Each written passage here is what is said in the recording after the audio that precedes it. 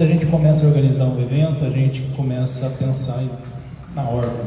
Nós tínhamos uma ordem didática, começar com o Eric e depois com o Anjo, e eu propositalmente deixei o Lucas por último, né? Porque eu considero o trabalho dele algo muito importante.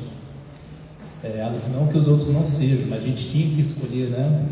E o Lucas ele tem graduação em Ciências Sociais pela Federal de Santa Catarina, ele tem mestrado em Administração pela UFLA, ele pesquisou Gestão Social no programa Territórios da Cidadania, doutorado em Administração na UFLA, pesquisando Gestão Social e Racionalidade Comunicativa, análise da prática cultural de coletar água mineral na fonte. E eu quero agradecer aqui a presença da Gabriela, vieram de Belo Horizonte com ela a mãe, a avó e a outra avó. Quero agradecer também a Sabrina, o Cicarelli, não é? E amanhã vocês terão palestras com pessoas extremamente especializadas na história de Lavras, tá? Não percam, convidem amigos, namorados, namoradas, maridos, convidem até os inimigos para vir, que vale a pena. Uma salva de palmas para o Lucas, por gentileza.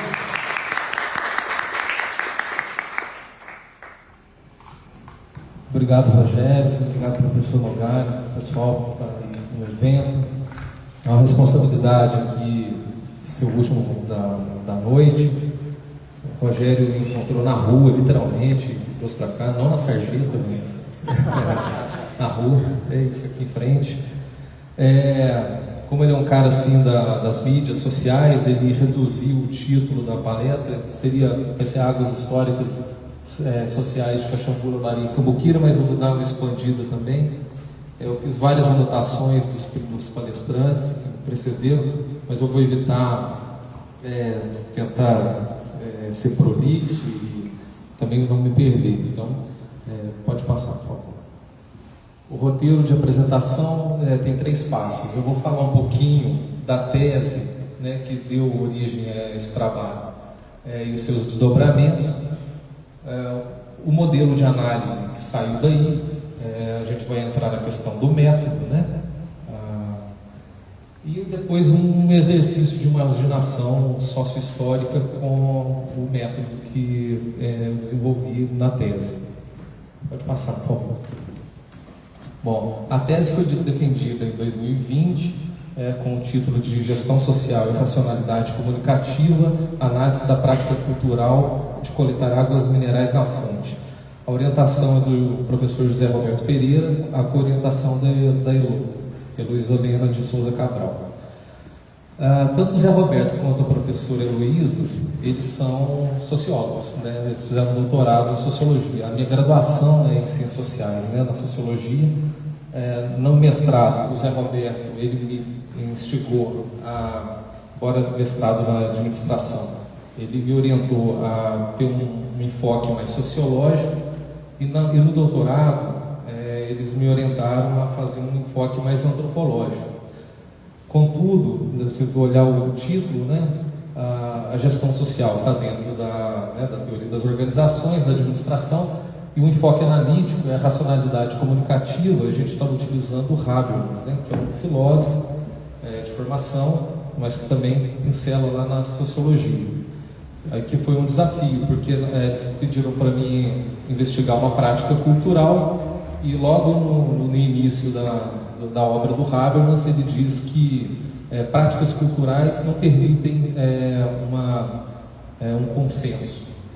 Por exemplo, água mineral, por exemplo, tem gente que gosta e tem gente que não gosta, né? Aí eu fui na filosofia, porque a prática cultural ela pode revelar um pano de fundo que é a própria racionalidade que gera a ação.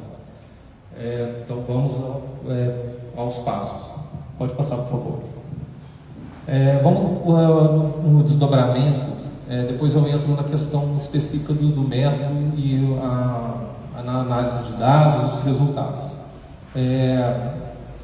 Antes mesmo de eu defender a tese, eu fiz uns colegas, amigos lá em Caxambu e tal, fiquei sabendo que o pessoal da Prefeitura Municipal estava interessado em registrar a prática de coletar água mineral na fonte como uma prática, um patrimônio imaterial da cidade.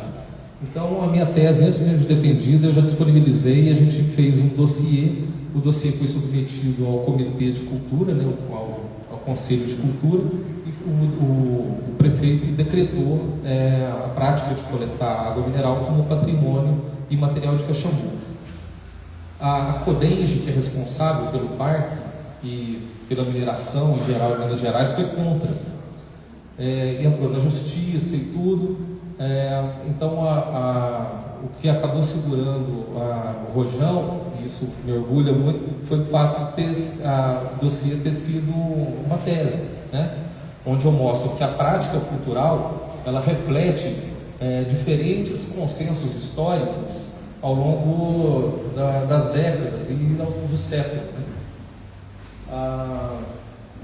O negócio foi repercutindo e houve uma teia de relações, de apoios políticos, de instituições civis e tal. A coisa chegou lá na Assembleia Legislativa de Minas Gerais e para o terror da Codenge foi aprovada uma lei ordinária que reconhece, né, como de relevante interesse cultural do Estado a coleta e os usos tradicionais das águas das fontes hidrogeológicas dos municípios de Cambuquira, Caxambu, Lambari, Conceição do Rio Verde, São Lourenço, Caldas e Poços de Caldas. Esse é o primeiro passo para que ocorra um inventário, né, já sob a coordenação do IEFA, para o registro como patrimônio imaterial de Minas Gerais da coleta nesses municípios. Pode passar, por favor. O segundo desdobramento é teórico. A tese gerou 3 artigos. O primeiro e o terceiro ele está mais ligado à teoria das organizações, a epistemologia da teoria das organizações, e o terceiro é o que eu vou falar aqui, que foi apresentado numa revista de história. Pode passar, por favor. A revista é essa aí, Cadernos do CEON. O nome do artigo é Formulação e Aplicação de um Modelo de Análise Fundamentado no Conceito de História de Walter Benjamin. O Walter Benjamin é um outsider da escola de Frankfurt. Ele também não é exatamente um historiador, ele não desenvolve uma teoria geral da história, ele escreve aforismos, ensaios, mas ele tem uma perspectiva curiosa sobre o que é a história, né? Pode passar, por favor. Bom, os aspectos gerais do conceito dele é o romantismo alemão. Hoje foi falado aqui do romantismo. O romantismo alemão ele rejeita a ideia do progresso infinito, a ideia de que o que ficou para trás o passado é atrasado, o futuro é que vai ser desenvolvido, o que é antigo está fora de moda, não é bom. O romantismo alemão ele resgata, e ele também é contra os valores assim, de desenvolvimento contínuo, infinito, contra a ideia de a cidade que é bom, o campo não, a natureza, sabe? É uma ideia de o urbano que é bom, né? O que é moderno que é bom, o que era passado não interessa mais. O Walter Benjamin, ele é um judeu, ele tem algumas características curiosas, polêmicas, porque ele também se inspira no messianismo judaico. É dessa maneira que ele percebe o tempo, presente e passado, de uma maneira indissociável, e que o futuro, né, ele pode ser uma redenção, ele pode ser algo completamente inesperado, uma virada de mesa. E o materialismo histórico, ele acrescenta o materialismo histórico na perspectiva dele, na medida que ele critica o materialismo histórico. Disseram hoje aqui que o Marx se mexeria no túmulo, né? Aqui também, porque ele critica o componente evolucionista do materialismo histórico. A ideia de que a revolução necessariamente ocorrerá por meio de determinadas relações dialéticas e tal. Pode passar, por favor. O modelo de análise tanto da tese quanto do material que eu utilizei para fazer o artigo, para os aspectos teóricos e metodológicos do Walter Benjamin, além daqueles 3 componentes anteriores, ele tem uma maneira, um método também, né? Ele utiliza a alegoria para fazer os ensaios, os aforismos dele. Um dos aforismos que remexiria os esqueletos do Marx é uma imagem de um autômato, uma espécie de robô que jogava xadrez, que era comum assim, em circo. Aí ficava lá um robozinho, como se fosse um robô, um cara de turbante, assim, jogando xadrez. Na verdade, tinha um anão lá dentro da máquina que mexia as peças. Aí o Benjamin diz que o autômato é o materialismo histórico e aquele anão é a teologia. Ou seja, a ideia, o próprio materialismo histórico tem um anão ali escondido que é de fundo teológico, né? Que é a ideia do progresso infinito, que é a ideia do progresso linear e do determinismo, né? A ideia de que necessariamente aquilo ocorrerá. A temporalidade presente, passado não linear, é uma outra característica dele, né? Ele diz que existem elementos do passado inacabados no presente e a gente precisa observar a história a contrapelo.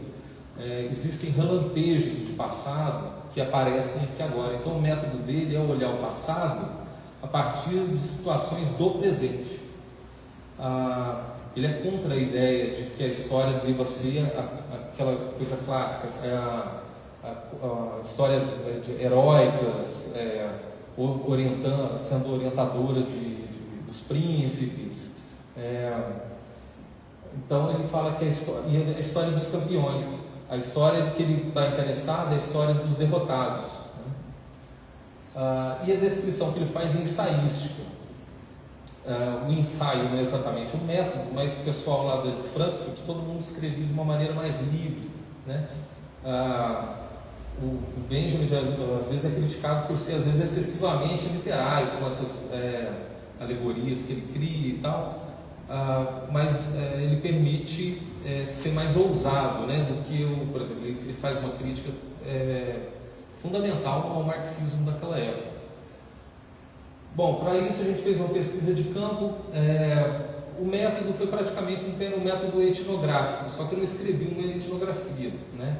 Até porque eu ia ter um grande problema para apresentar uma etnografia dentro do departamento de administração. Então eu fui orientado a utilizar a pesquisa bibliográfica da historiografia local, observação participante, entrevistas semi-estruturadas. Eu fiquei morando na região 6 meses, nas 3 cidades, Caxambu, Cambuquira e Lambari, e fiz 108 entrevistas com coletores de água mineral. Pode passar, por favor. Bom, o circuito das águas, né, fica ali no sul de Minas. São essas cidades, são próximas uma da outra. Pode passar, por favor. Essa aqui é o meu modelo de análise. Essa aqui é a alegoria da cebola. O presente, ele está no centro da cebola. O passado envolve o presente. A ideia de uma onda, quando você joga uma pedra e vai brotando assim, é insuficiente, porque está em 2D, tem que ser em 3D, porque ele envolve, né? O passado está envolvendo e as camadas do passado se encontram na raiz da cebola. A casca, a cebola representa toda a história humana, né? As cascas quebradiças no final são artefatos da arqueologia que eventualmente se perdem para sempre e eventualmente a gente encontra, mas de alguma maneira estão ligadas no presente. No presente a gente vê relampejos dela. A professora falou que tem influência, por exemplo, da culinária norte-americana em Lavras. É um relampejo do passado nesse presente. Ou seja, dá para acessar esse passado por meio de pessoas que conhecem essas receitas e tudo mais. Pode passar, por favor. Nas cidades estudadas, eu encontrei 5 grandes consensos históricos. Ou seja, a prática de coletar água mineral é a mesma. A pessoa vai lá e bebe água na fonte, né? Contudo, os jardins, as cidades jardins vão mudando, há trabalho social acumulado, a coisa começa com um atoleiro, com madeira e vai evoluindo, né? As histórias silenciadas é a história da população indígena local, como aqui em Lavras foram expulsos da terra, desapareceram, outros foram incorporados e tudo mais. Mas há indícios que na região a população indígena conhecesse as fontes de águas minerais. Contudo, os nomes que a gente encontra na região são nomes em tupi, né? Não temos nome em macro-G, que seria a língua dos índios daqui, né? Por exemplo, Lambari é em tupi. Cambuquira tem um topônimo curioso. Há um cara lá de Cambuquira mesmo que fez um curso na USP de tupi, que ele faz uma nova leitura da palavra, porque no senso comum Cambuquira é considerado broto de abóbora, mas ele já lembra que a abóbora é uma coisa muito importante para os índios, que a abóbora é jerimum, então seria jerimum quira, porque quira é broto, verde, jovem. Cambu, por exemplo, cambuí é fruta de leite, cambu é um verbo, pode ser o leite, ou também pode ser mamar, beber no seio. Então, cambuquira para ele é beber no seio jovem. E o que é esse seio jovem? A fonte, né? Dentro da perspectiva animista ameríndia, aquela fonte, o seio da terra, não representa um seio de uma deusa transcendente. É o seio da terra mesmo, está ali no meio do mato brotando. Então, Cambuquira teria essa perspectiva. Então, é uma presença já desde aquela época, pelo menos uma estrutura linguística que ainda persiste até hoje. Existe as águas santas, e eu vou falar mais especificamente daqui a pouco de cada uma delas. Tem as águas virtuosas. As águas santas remete à ideia da cura pela fé nas águas, né? Em Poços de Caldas, por exemplo, a fonte de Pedro Botelho, agora chama fonte Presidente, aquela rua lá da UFMG, como é o nome? Presidente Antônio Carlos, agora chama Termas Antônio Carlos, mas antes chamava Termas Pedro Botelho. Pedro Botelho não é nenhum figurão importante daquela época. Pedro Botelho é uma figura mítica, é o barqueiro do inferno, que leva as almas para o inferno, porque o cheiro de enxofre, né, que cura, está associado ao inferno. A cura, né, a doença é percebida como uma vida desregrada, e a doença é uma punição. Então a cura também é uma conversão. Então tem uma ideia assim, o mal se cura com o mal, né? Então o cara passava todo aquele perrengue para sair do litoral para curar as cidades mais povoadas da época, para vir aqui para o sertão, para se curar por conta de dessa perspectiva mística, que ele precisava ser convertido, vamos dizer assim, né? Bom, águas virtuosas diz respeito um pouco mais ao Brasil Império já. Com a chegada da família real, eles também trouxeram a cultura de veranear em estações de água mineral. A própria história de Portugal está ligada às termas de São Pedro. O primeiro rei de Portugal, que é o Dom Afonso Henriques, teria se curado de uma ferida de guerra, depois ele governa Portugal. Existe a famosa visita da princesa Isabel, né, que foi tomar água ferruginosa, que não engravidava e tudo mais.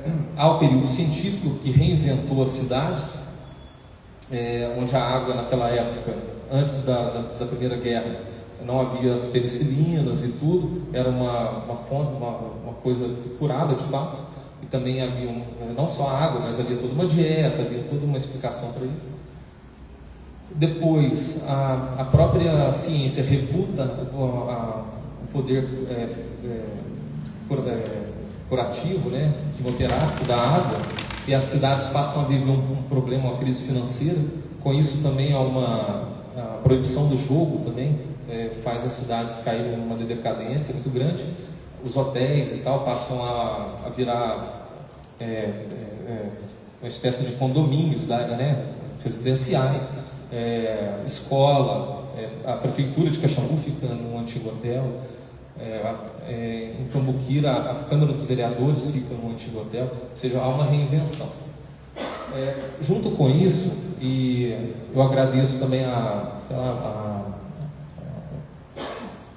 sensibilidade dos pareceristas da revista lá.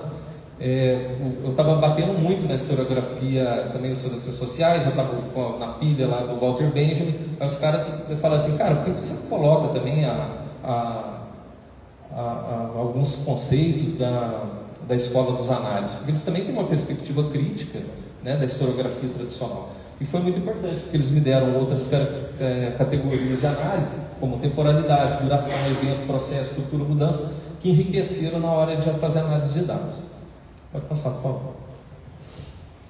Bom, as tipificações históricas, os relampejos de passado no presente que eu encontrei durante esse período que eu passei lá, bom, pode ser vários, mas os que eu me concentrei foram os seguintes: nas histórias silenciadas, situação observada, o subjetivismo animista nas fontes intermitentes. O que é isso? Em Caxambu e em Cambuquira existem fontes que param e depois voltam a jorrar, são intermitentes. Existem questões geológicas que explicam isso. A água friccionando na rocha gera gases e tal, só que às vezes pela maneira como ela é captada ou pela época do ano, precisa que um volume de gás empurre a água para cima e tal. E de vez em quando sai água, de vez em quando para. Não é uma coisa assim que tenha um tempo cronometrado certo, é incerto. Pode parar e voltar em instantes, ou pode ficar vários minutos parado. Acontece o seguinte: é uma maneira de lidar com humores não humanos. Então, com o tempo assim. Tá. O que acontece? Na hora que a água para, é atribuído à pessoa que está na água. Eu estava com vários amigos, a pessoa que estava, todo mundo passou água no rosto, é uma água que não é boa para beber, é boa para lavar os olhos, assim, passar no rosto. E na hora que o cara foi usar a água, o nosso guia, a água parou. Aí o pessoal ri e tal, e ele fica questionando a fonte, a pirraça. É visto como uma brincadeira, é visto como uma... Acontece o seguinte: na hora que isso ocorre, é uma piada. Quem cultiva uma amizade com a fonte, como eles dizem por lá, fica satisfeito, e quem é cético acha que está com sorte, pelo menos. Águas Santas, as periferias tradicionais. Em cada uma das 3 cidades há uma periferia que é considerada a periferia da cidade tradicional. Isso ocorre porque depois que as pessoas começaram a ocupar o entorno das fontes, um juiz mandou expulsar todo mundo de lá, porque, como dizia um médico lá, os cancerosos, os papudos, os cegos, os loucos, sabe? O povo começava a criar a aldeia das Águas Santas, buscando uma cura. Então, em todas essas cidades houve uma desapropriação, e mandaram esse povo que já morava lá para as periferias das cidades. Nas entrevistas que eu fiz, eu não me recordo exatamente o número, mas como 70% da população que mora na periferia tradicional tem um bisavô que morava na cidade, sabe? Ou seja, já era talvez um desapropriado da época das Terras Santas. As águas virtuosas, o desperdício do ouro líquido. Você percebe conversando, pessoas da cidade acham que assim, essa riqueza aí e a cidade do jeito que está. A água é vista como ouro líquido, dinheiro escorrendo pelo ralo abaixo. Essa ideia de transformar a água em mercadoria ocorre no período, né, logo após a vinda da família real, que a corte, né, portuguesa, o primeiro hospital brasileiro, se não me engano, foi construído em São Pedro do Alcântara, em Santa Catarina, numa fonte termal, em Caldas da Imperatriz, né, próximo a Florianópolis, com os modelos das termas lá da rainha, lá de Portugal. Então havia, né, essa era a maneira de construir hospitais da época. Então a água descendo ralo abaixo é vista ainda hoje como desperdício de dinheiro. O período científico, as recomendações crenoterápicas aos forasteiros. As pessoas conversando assim, você ouve palavras que você nunca ouviu, tipo crenoterápica, por exemplo, que é o tratamento por meio das águas minerais. Águas litinadas, águas carbogasosas, radioativas nas fontes. As pessoas comuns falam isso aí, só que eles não chegaram nessas conclusões sozinhas. Isso aí é um resquício da época do período científico que está no meio da população. Eles nem acreditam muito que a água cure mais, né? Na verdade, eles identificam sim como um hábito saudável, uma água de qualidade e tudo mais. E a reinvenção, pautando a pureza das águas nas ruínas da modernidade. Hoje em dia, a grande preocupação deles é com a poluição que pode ocorrer das fontes, porque aí é o fim para eles. A única coisa que garante a qualidade das águas é como se fosse uma terra sem males, lá ao fundo da terra, né? E como a água vem de lá, não se contamina com o mundo, ela é pura. Então essa pureza não pode ser dessacralizada, né? Enfim, pode passar, por favor. Bom, conclusão. A partir das situações observadas no presente, foi possível acessar passados que a historiografia tradicional localiza num tempo longínquo, né? Por exemplo, periferias tradicionais, a desapropriação da terra, das águas santas. Tal abordagem buscou demonstrar como diferentes maneiras de ocupar e interpretar o espaço vão se confrontando e se arrastando na história por meio de transmissões culturais materiais e imateriais. Pode passar, por favor. Bom, não vai dar muito tempo, mas seria assim, um exercício de imaginação sociológica seria pensar em Lavras, por exemplo, como pilotar esse modelo de análise em alguma situação aqui de Lavras. As datas que o professor colocou aqui, por exemplo, poderia ser essas camadas dessa cebola.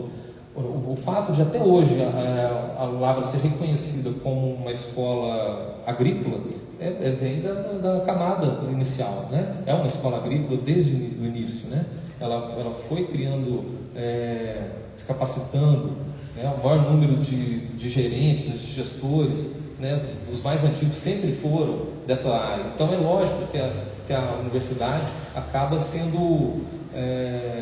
foi sendo moldada muito por esse lado, mas depois foi tendo outras situações históricas, outras camadas, né? Houve a época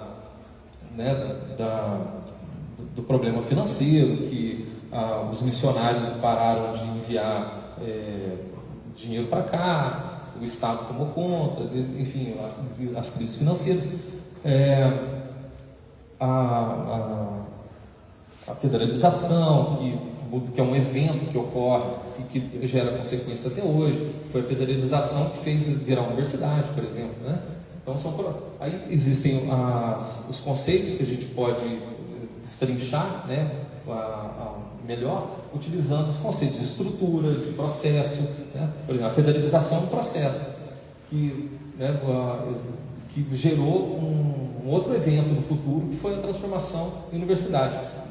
Isso é visto não como uma causa e efeito, mas é um processo que gerou isso. Poderia não gerar? Poderia, mas esse processo tem ligação, né? Aqui em Lavras, por exemplo, eu tinha escrito aqui só para fazer um exercício. O Walter Benjamin também fala assim, que existem catástrofes. Geralmente quando passa uma camada para outra, né? No caso dele, ele faz uma análise durante o período do nazismo e tal, então ele utiliza algumas palavras como, né, para ele a revolução é você evitar ou reverter catástrofes, né? Por exemplo, o que o professor Luiz José, professor da Igreja do Rosário, Mesquita, fez foi um ato revolucionário. Ele evitou uma catástrofe, né? Ao evitar essa catástrofe, ele está aqui a igreja até hoje. A gente teve aqui os povos originários, houve a vinda dos primeiros bandeirantes, depois esses bandeirantes vieram com índios do litoral, depois veio a colonização com mestiços e os primeiros escravizados. A gente teve outras ondas de imigrações, né? Aqui teve sírio-libanês, os italianos e os americanos. Então, cada uma dessas tipificações vai gerando, pode gerar uma camada de cebola que a gente pode, de repente, ir entendendo como que se funciona de uma maneira sócio-histórica o município. Bom, é isso, obrigado.